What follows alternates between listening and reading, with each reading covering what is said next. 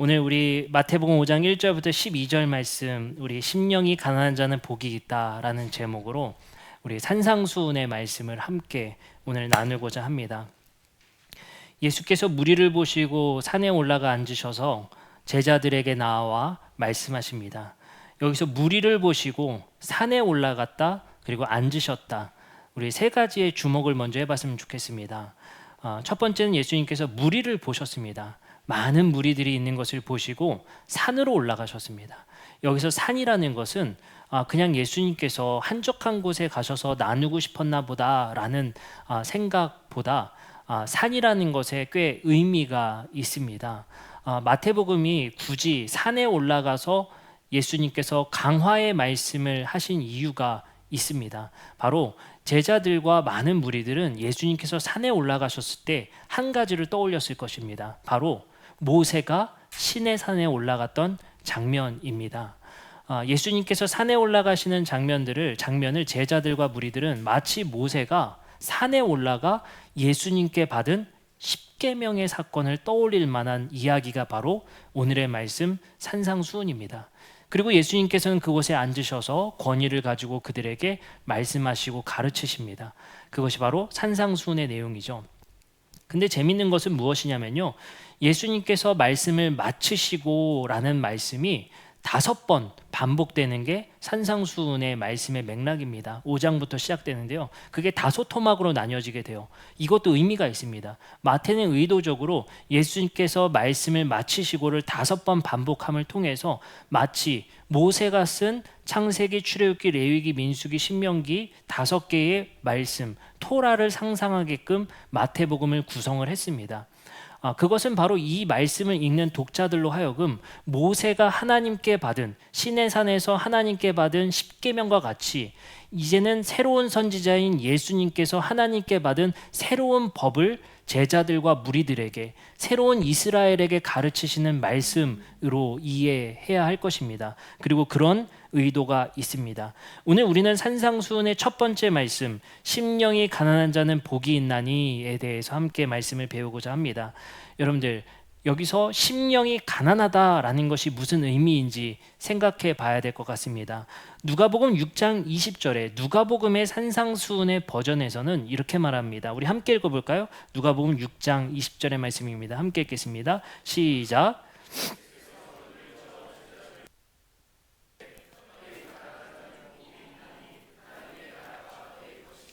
누가복음의 버전에서는 마태복음의 버전과 다른 게 있습니다. 뭐가 다르죠? 또 자막을 끄니까 바로 여러분들 침묵 속에 들어가셨네. 뭐가 달랐죠? 누가복음 다시 한번 봐보세요. 마태복음과 뭐가 달랐어요?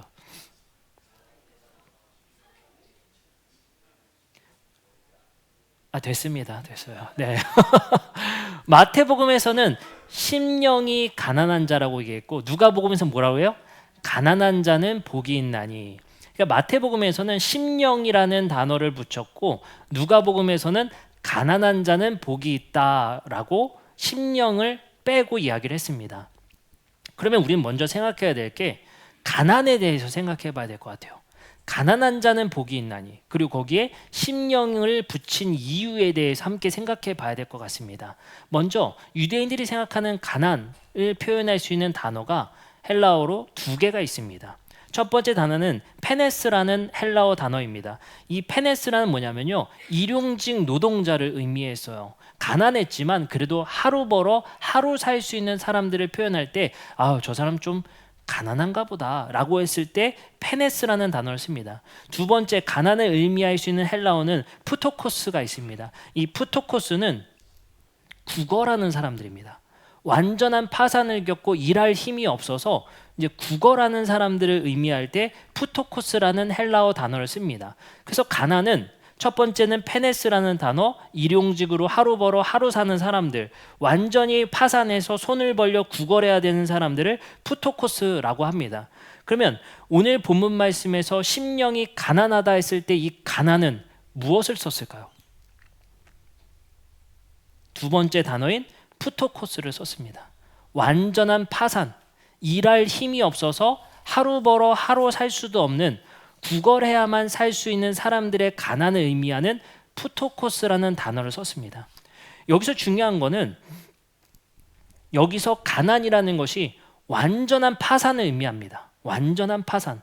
할 수 있는 힘조차 없는 완전한 파산을 의미합니다. 그러면 누가복음에서는 분명히 어떤 의도가 있었는 것 같냐면요. 누가복음의 말씀의 배경 자체가 가난한 사람들을 위한 복음을 위해 쓰여졌다는 책으로 불려집니다. 그래서 누가복음은요, 독특하게도 여성들에 집중해 있고요. 가난한 사람들에 대한 집중이 굉장히 큰 말씀이 누가복음입니다. 그래서 누가복음의 말씀의 가난은 푸토코스를 그대로 문자적으로 정말 파산한 사람들, 이 땅에 정말 하나님께 긍휼을 받지 못하면 살지 못하는 사람들이 복이 있다라고 설명한 것 같아요. 근데 마태복음은 거기에 심령이 가난하다라는 말씀을 썼습니다. 영적 가난한 자는 복이 있다. 그러면 이거는 완전한 파산을 의미하는 단어 푸토코스의 가난의 의미는 같지만 영적으로 파산한 사람을 의미한단 말이에요. 그 두 가지가 누가복음은 경제적 파산을 의미하지만 마태복음은 영적 파산을 의미합니다. 영적으로 완전히 파산해서 하나님께 의존할 수밖에 없는 사람의 의미가 바로 푸토코스라는 단어를 쓴 이유입니다. 그러면 이 가난한 자는 복이 있다의 가난의 의미를 조금 더 심도 있게 살펴보고자 합니다. 예수님께서는 가난한 자는 복이 있나니 라고 말씀하셨을 때 한 가지 배경을 염두에 두고 말씀하셨습니다. 그 배경의 말씀이 이사야서 61장 1절부터 2절의 말씀입니다. 제가 읽어드리겠습니다. 주 여호와의 영이 내게 내리셨으니 이는 여호와께서 내게 기름을 부으사 가난한 자에게 아름다운 소식을 전하게 하려 하심이라. 나를 보내사 마음이 상한 자를 고치시며 포로된 자에게 자유를, 갇힌 자에게 노임을 선포하며, 여기서 가난한 자에게 아름다운 소식을 전하게 하려 하심이라가 히브리어로 아나빔이라는 단어를 씁니다. 그걸 헬라어로 번역할 때 푸토코스를 쓴단 말이에요. 이 가난이라는 배경이 바로 이사야서 61장 1절부터 2절의 말씀을 배경하고 있습니다. 그 분명한 증거는 뭐냐면요, 팔복의 두 번째가 뭐죠? 애통하는 자는 복이 있나니 라고 말씀하시죠. 61장 2절에도 이렇게 말합니다. 여호와의 은혜의 해와 우리 하나님의 보복의 날을 선포하여 모든 슬픈 자는 위로하되 애통하는 자는 복이 있나니 하나님이 그들을 위로할 것이며, 이 배경 속에서 예수님께서 말씀하셨다는 것을 알 수 있습니다. 그러면 우리는 생각해 봅시다. 이사야서 61장 1절에 나온 바로 가난한 자에게 아름다운 소식을 전하겠다의 이 가난한 자들은 누구를 의미했을까요? 누구를 의미했을까요? 이 가난하다는 것은 시편 9편 18편에 보면 분명 당시에 첫 번째 가난의 의미는 궁핍한 자를 의미했던 게 맞는 것 같습니다. 9절 18절에 보면 이렇게 말합니다. 궁핍한 자가 항상 잊어버림을 당하지 아니하여 가난한 자들이 영원히 실망하지 아니하리로다. 여기서 가난이 아나빔이 쓰였거든요. 이거는 궁핍함, 정말 가난을 말하는 것 같아요. 경제적 가난을 말하는 것 같습니다. 그러나 말씀이 이 가난에 대한 단어가 이스라엘이 포로기 생활을 겪고 나서 자신의 땅으로 돌아온 뒤에 가난이라는 단어가 다른 의미로 사용하게 됩니다. 이렇게 쓰입니다. 스바냐 2장 3절의 말씀입니다. 여기서 스바냐서에서 겸손과 교만을 비교하면서 말을 하는데 한번 보도록 하겠습니다. 여호와의 규례를 지키는 세상의 모든 겸손한 자들아 라고 겸손에 대해서 얘기하죠. 겸손한 자들아, 너희는 여호와를 찾으며 공의와 겸손을 구하라. 너희가 혹시 여호와의 분노의 날에 숨김을 얻으리라. 그리고 두 번째는 교만한 자들에 대해서 말합니다. 스바냐 3장 11절입니다. 그날에 내가 내게 범죄한 모든 행위로 말미암아 수치를 당하지 아니할 것은 그때에 내가 내 가운데서 교만하여 자랑하는 자들을 제거하여 내가 나의 성산에 다시는 교만하지 않게 할 것임이라. 겸손과 교만을 대조하고 있죠. 그리고 나서 이렇게 말합니다. 12절입니다. 내가 곤고하고 가난한 백성을 내 가운데 남겨두리니 그들이 여호와의 이름을 위탁하여 보호를 받을 것이라. 아까 뭐라고 했습니까? 겸손한 자들을 하나님께서 그들을 구할 것이라고 말했죠. 근데 그 겸손한 자들이 누구를 가리키냐면요, 12절에 곤고하고 가난한 백성이라는 의미와 같이 쓰고 있다는 사실을 알 수 있어요. 다시 말해 아나빔, 푸토코스라는 이 단어가 이스라엘 백성들이 경제적으로 완전히 파산하여 바벨론으로 끌려갔을 때, 아무것도 의지하고 의존하지 못할 때는요, 아나빔이란 이 가난이란 단어를 겸손이란 단어로도 쓰기도 했다는 거예요. 우리가 이제 하나님 앞에 겸손할 수밖에 없습니다. 왜요? 우리는 아나빔의 상태입니다. 모든 것이 하나님 앞에 파산된 상태입니다. 하나님 없으면 살 수가 없습니다. 하나님을 의지하지 않으면 내가 도무지 살아갈 방도가 없습니다의 고백을 할 때 아나빔, 푸토코스라는 단어를 썼단 말이에요. 따라서 마태복음은 이 배경 속에서 심령에 가난한 자는 복이 있나니, 영적 가난이란 단어를 뭐로 쓴 거예요? 겸손이란 단어로 썼던 것 같아요. 하나님 앞에 겸손한 자는 복이 있나니. 다시 말해, 내가 이 세상에서 붙들고 살아가는 것에 대해서 더 이상 내가 살아갈 방도가 없어서 하나님만 의지할 수밖에 없는 영적인 상태, 내가 이제 더 이상 내 의지로 모든 것을 헤쳐나갈 수 없는 불가능한 영역을 깨달은 상태, 그 상태일 때, 하나님께 겸손을 구할 수밖에 없는 상태일 때, 불가항력적인 세상의 이치를 깨달아 하나님께 의지할 수밖에 없는 상태, 그것을 아나빔 또는 헬라어로 푸토코스, 그걸 마태는 심령의 가난함 속에 있는 사람들아, 복이 있다, 그들이 천국을 누릴 자격이 있다라고 말씀하시는 것이 바로 첫 번째 심령이 가난한 자들이라는 표현입니다. 실제로 당시에 한 종교 분파를 이뤘었던 쿰란 공동체에서는 비슷한 표현을 씁니다. 이렇게 말합니다. 히브리어로 아니에이 루하흐라고 씁니다. 이 단어의 뜻은 영의 가난한 자들아 라는 표현입니다. 그들은 이렇게 고백을 반복합니다.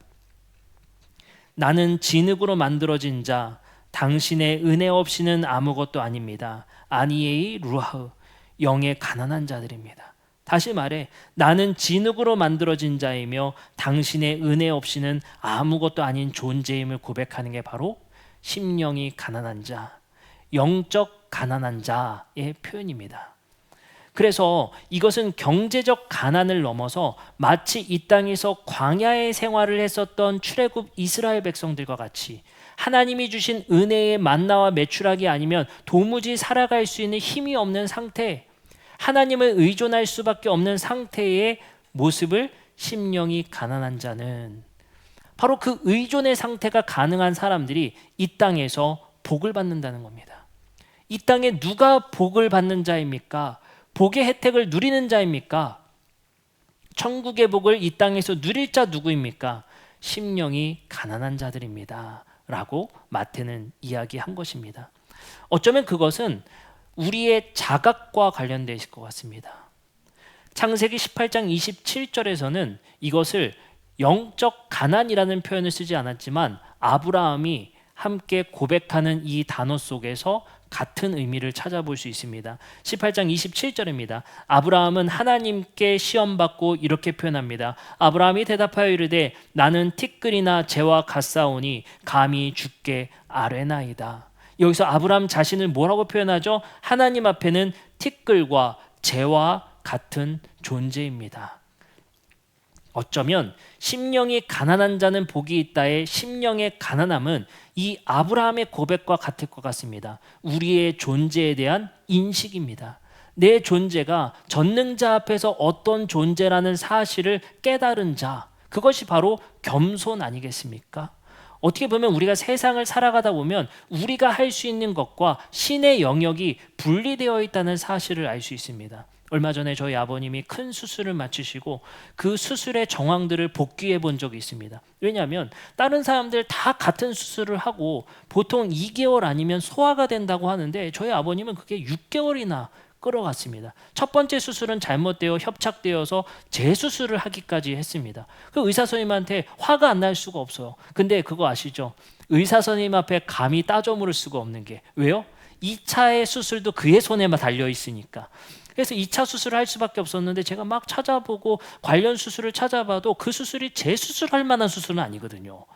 그 수술이 재수술을 하게 되는데 참 마음이 어려울 수밖에 없었습니다. 그리고 남들 2개월이면 다 소화된다는데 6개월이나 걸리는 이유에 대해서 참 납득할 수가 없었습니다. 그러면서 그 시간을 흘려보내면서 어떤 생각을 했겠습니까? 병원 선택부터 해서 순간순간 선택을 왜 그렇게 했는지를 복기할 수밖에 없었습니다. 그리고 현재의 결과를 얻게 된 것이죠. 우리 사람은 다 그렇지 않습니까? 지금 현재에 대한 생각을 후에 대해서 과거의 선택들을 다 복기해 봅니다. 그리고 나서 저는 이런 생각을 하게 되는 거예요. 그때로 돌아간다면 다른 선택을 할 수 있었을까? 라는 거예요. 그 선택과 결과에 대해서 인간이 할 수 있는 영역도 있지만 신의 영역이 분리되어 있다는 사실을 우리는 종종 깨닫게 됩니다. 어쩌면 그것은 우리의 선택으로만 이루어진 것이 아니라 그 선택 속에서 불가항력적인 신의 섭리와 뜻이 있다는 것을 곳곳에서 발견하게 됩니다. 어쩌면 그렇게 생각하지 않으면 모든 지금의 내가 불행해 있다면 모든 불행은 나 때문이게 되는 겁니다. 또는 내가 잘 되었다면 모든 잘됨은 나 때문이게 되는 겁니다. 이러한 상태에 빠지면 어쩌면 내가 할 수 있는 영역에 대해서 모든 것을 내가 다 감당해야 되는 상황이 되게 됩니다. 하지만 우리는 살아가면서 세상의 이치가 그렇지 않다는 것을 알 수 있죠. 분명 하나님께 맡겨드려야 될 영역과 내가 최선을 다해야 될 영역이 분리되어 있다는 사실을 알 수 있습니다. 그래서 우리는 이렇게 말합니다. 저는 최선을 다했으니 이제 하나님께 맡겨드립니다. 이것이 자각된 상태, 이것이 깨달아진 상태, 내가 하나님 앞에 이삭을 키우기 위해 최선을 다했습니다. 후손을 보기 위해 최선을 다했습니다. 그러나 이제 그 마지막 생명의 뜻은 하나님께 있으니 하나님께 맡겨드립니다. 철저한 분리가 이루어지는 거예요. 그 분리는 어디서 일어납니까? 나의 존재의 연약함을 깨달아야 가능한 거예요. 내가 다 할 수 있다. 내 선택이 옳아. 내 선택에 의해서 내 인생이 모든 것이 결정돼 라고 생각한다면 우리는 하나님 앞에 겸손할 수가 없습니다. 당연한 이치입니다. 아브라함 꽤 경제적으로 유능한 사람이었습니다. 아브라함 하나님께 선택된 자였습니다. 그러나 그는 자각했고 인식했습니다. 전능자 앞에 내가 얼마나 티끌과 같은 존재인지, 먼지와 같은 존재인지를 전능자 앞에서 고백하더라는 겁니다. 욥도 어땠습니까? 욥도 끊임없이 신 앞에 도전했습니다. 지금 나의 상황을 복기했습니다. 이렇게 된 이유가 너의 자식들 중에 누가 죄를 지어서가 아닐까? 나에게 죄가 있어서 아닐까? 끊임없이 자기의 불행을 스스로 점검해 봤습니다. 그리고 나서 욥은 이렇게 고백합니다. 욥기 42장 6절입니다. 그러므로 내가 스스로의 말을 거두어드리고 티끌과 재 가운데서 회개합니다. 신 앞에 겸손을 표현하더라는 겁니다. 나의 삶에 이루어진 많은 일들과 많은 사건들 앞에 결론은 하나님 앞에 겸손할 수밖에 없음을 고백합니다. 시편의 기자는 이렇게 고백합니다. 주의 손가락으로 만드신 주의 하늘과 주께서 베풀어 두신 달과 별들을 내가 보니 사람이 무엇이기에 주께서 그를 생각하시며 인자가 무엇이기에 주께서 그를 돌보시나이까. 시편의 기자는 하나님께서 손가락으로 만드신 하늘과 별들을 보면서 이런 고백을 했어요. 사람이 무엇이기에. 정말 낭만적이지 않습니까? 여러분들 자연을 보고 이런 고백을 하시나요? 이 시편의 기자는 이 대자연의 세상의 무한함을 보면서 신을 찬양했습니다. 사람이 무엇이기에 주께서 그를 생각하십니까? 이 겸손의 고백들을 생각해 보시기 바랍니다. 어쩌면 예수도 병든 자에야 의사가 필요하다라는 말씀과 일치될 것 같습니다. 하나님 앞에 내 존재에 대한 인식이 분명해지는 것, 그것이 무엇입니까? 하나님 앞에 내가 얼마나 연약한 존재인지, 전능자 앞에 내 의지가 얼마나 연약한지를 하나님 앞에 고백하고 겸손을 소유한 자만이 이 땅에서 천국의 복을 누릴 수 있을 것이라는 것입니다.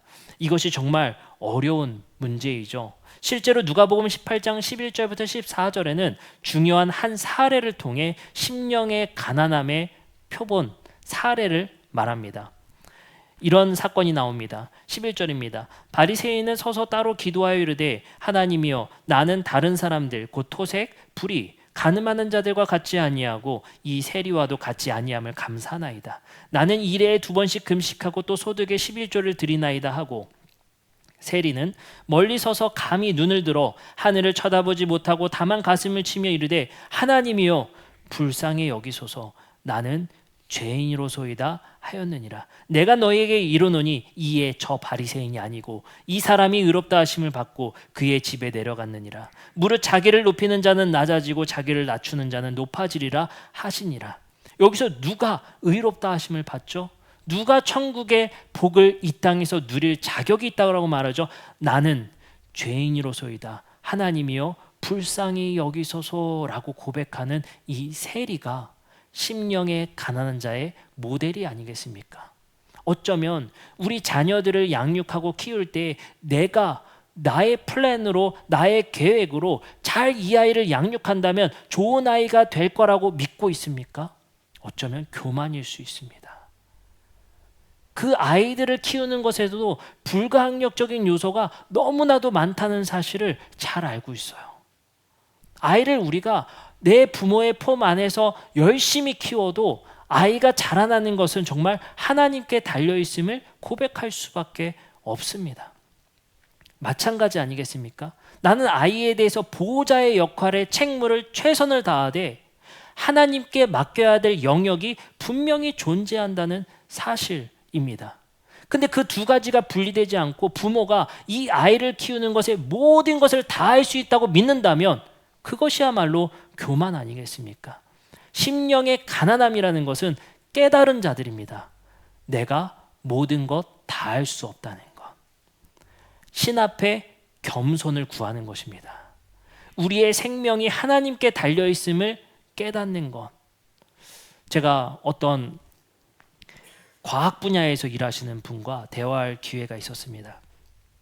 그분이 이제 카이스트를 나오고 굉장히 똑똑하신 분이에요. 그리고 교수님이십니다. 그분과 얘기했는데 그분은 이제 철저한 신을 믿지 않는 이제 무신론자입니다. 막 얘기를 하다가 뭐 굳이 뭐 그런 거를 토론할 필요가 없어서 이야기를 하다가 제가 진짜 교수님 한 가지 궁금한 게 있는데 물어보고 싶다. 말을 해보래요. 그래서 제가 얘기를 했어요. 저는 신을 믿는 사람이다. 왜냐하면 신의 섭리와 불가항력성이 분명히 이 세상에 존재한다고 생각하기 때문에 당신이 어떤 신을 믿든 그거는 내가 뭐 할 수는 없지만 저는 분명히 신의 존재가 있다라고 믿습니다. 라고 하면서 얘기를 나눴어요. 그러면서 제가 이야기를 했습니다. 근데 만약에 교수님의 마음속에 아브라함이라는 이야기 아시죠? 그 이야기처럼 누가 당신에게 마음 안에 부르심을 준다면, 누군가 강력한 시그널을 여러분 그 교수님 안에 준다면 그래도 못 믿으실 것 같습니까? 그런 경험에 신비적인 체험을 한다면 그래도 못 믿을 것 같습니까? 뭐라고 하는지 아세요? 저는 즉시 병원을 갈 겁니다.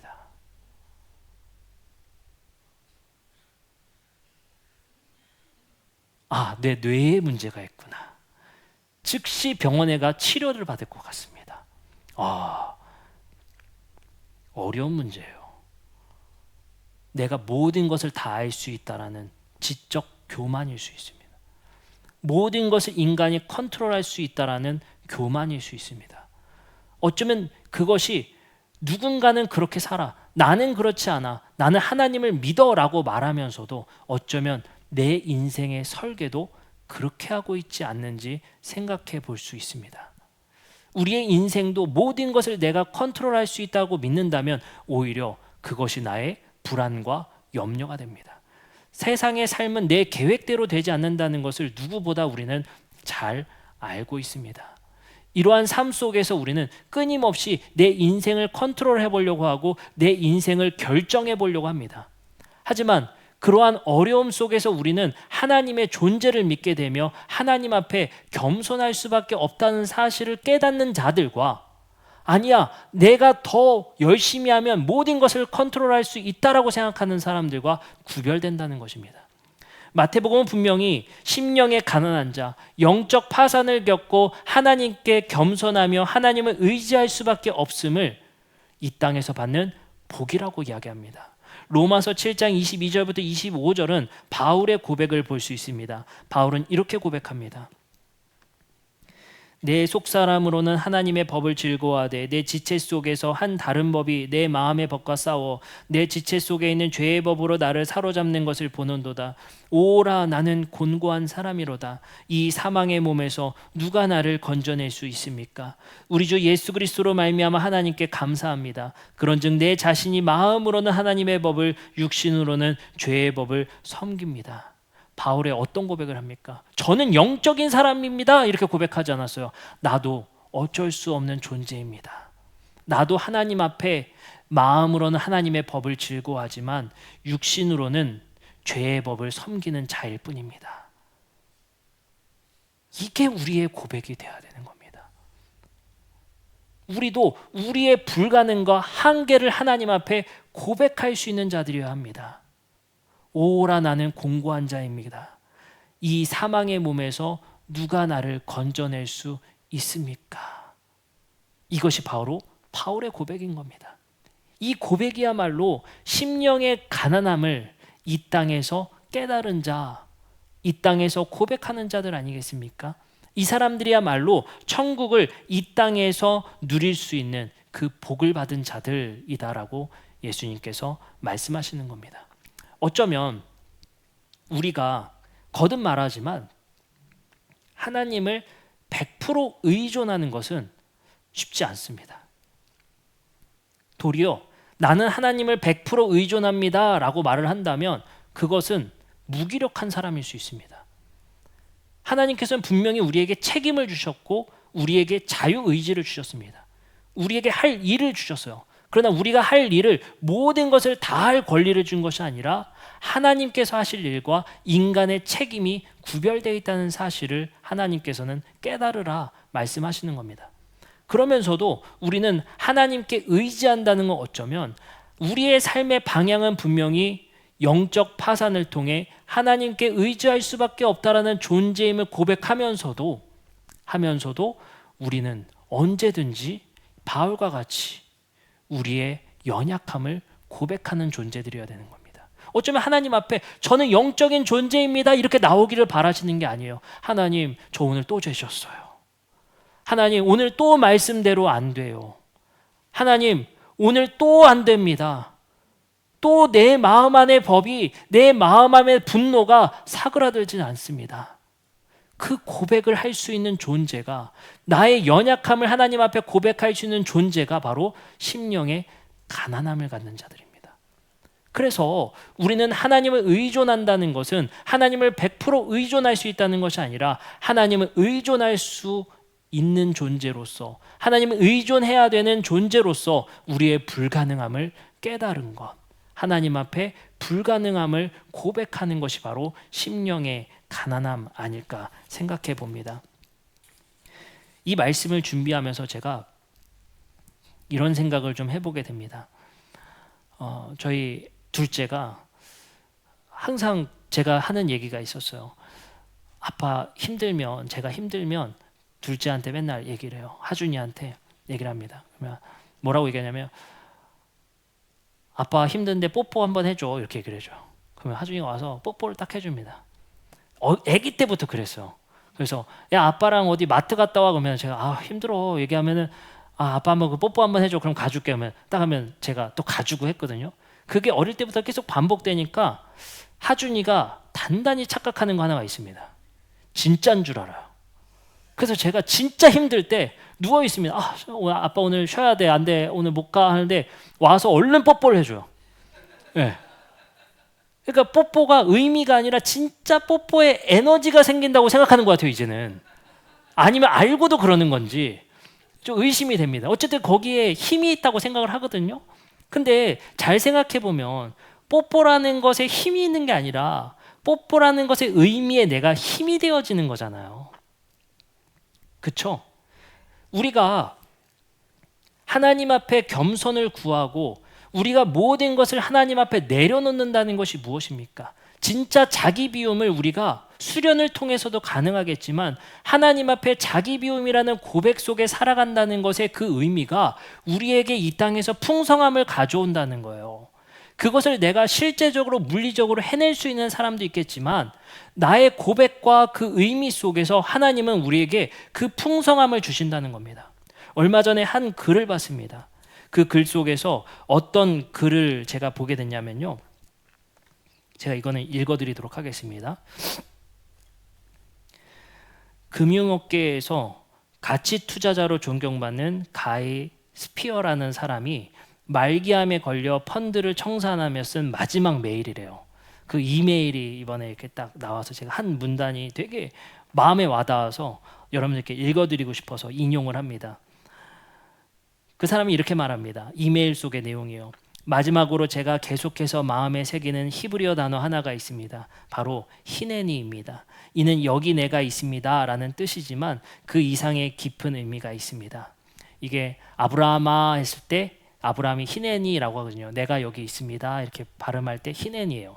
그리고 말합니다. 히브리 성경에서 이 단어는 매우 엄중한 시험의 순간에 등장합니다. 하나님께서 아브라함에게 아들을 제물로 바치라고 부르실 때 아브라함은 히네니라고 답합니다.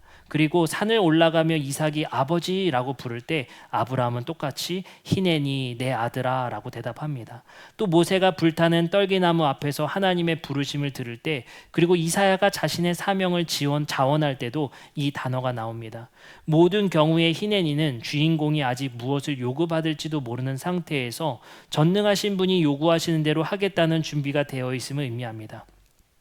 어떤 의미에서 히네니는 자신이 스스로 쓴 대본을 놓아버리고 지금 자신을 위해 쓰이고 있는 대본을 받아들이는 행위입니다. 다시 한번 이 부분 읽어드릴게요.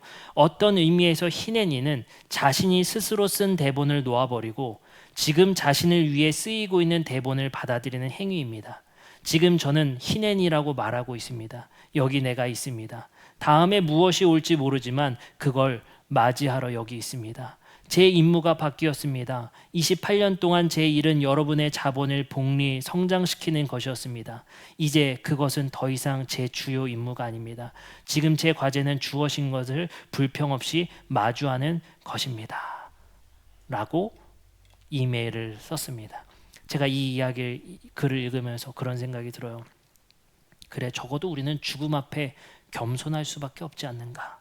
어쩌면 복이 있다는 것은 죽음보다 죽음 앞에서 고백이 아니라 우리가 살아있는 지금 순간순간 속에서 히넨이라는 고백을 할 수 있는 사람이야말로 복받은 사람 아닌가 생각이 듭니다.